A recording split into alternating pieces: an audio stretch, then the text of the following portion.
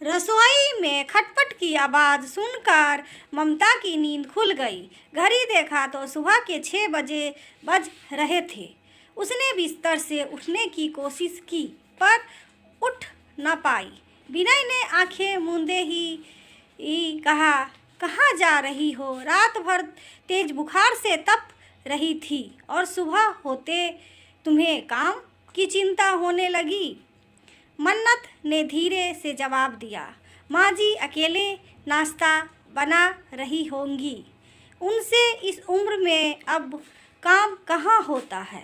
विनय ने झुलझुलाकर कहा, तो तुम जाने दे दो बस। अरे ठीक है, थोड़ा आराम कर लो, फिर कर लेना। मन्नत भी जानती थी कि चाहकर भी वह आज बिस्तर से उठ ना पाएगी। पिछले 3 दिनों से उसे दस्त और बुखार लग रहा था, पर कल रात तो जैसे एक एक पल गिनती बिता।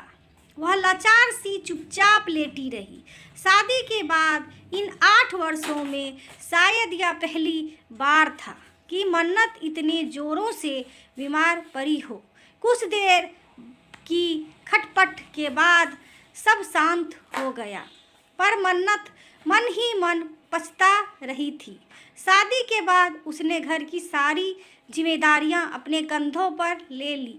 सासू माँ को रसोई से छुटकारा मिल गया और अब सारा दिन भजन कीर्तन में बिताने लगा। देवर ननद सास ससुर सबकी इच्छाओं का ध्यान रखते कब 8 साल बीत गए पता भी ना चला।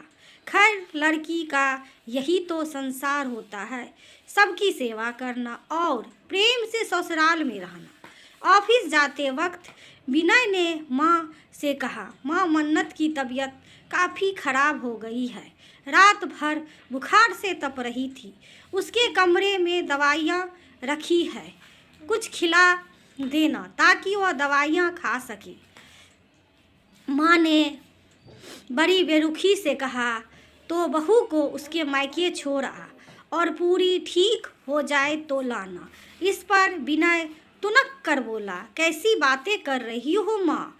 ऐसी हालत में उसे कैसे उसके मायके छोड़ आऊँ? लोग क्या कहेंगे? पिछले 2 वर्षों से वे अपने मायके ना जा पाई और अब जब वह बीमार है तो उसे मायके छोड़ आऊँ? बोलते बोलते वह बाहर निकल गया। विनय के जाते ही सासू माँ ससुर जी पर बरस पड़ी। देखो जी, मुझसे ना होगा यह सब। बहू की सेवा का रिवाज हमारे यहाँ नहीं है। वे और होती सास जो बहू के पैर दबाती है, मुझे यह सब तामझाम ना होगा।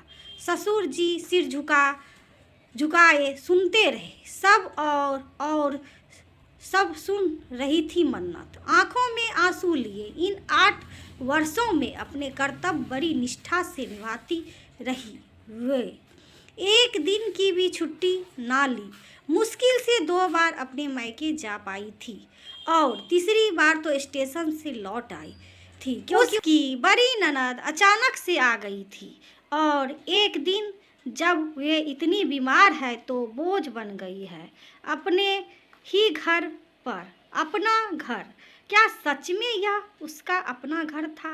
बचपन से ही लड़कियों को सिखाया जाता है कि ससुराल ही उनका अपना घर है।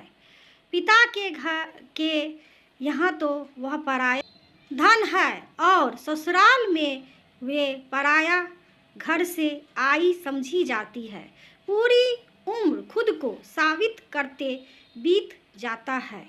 तो लड़की का वास्तविक घर कौन सा है? उसकी जन्मभूमि या कर्मभूमि? शायद इसका उत्तर आज तक नहीं मिला।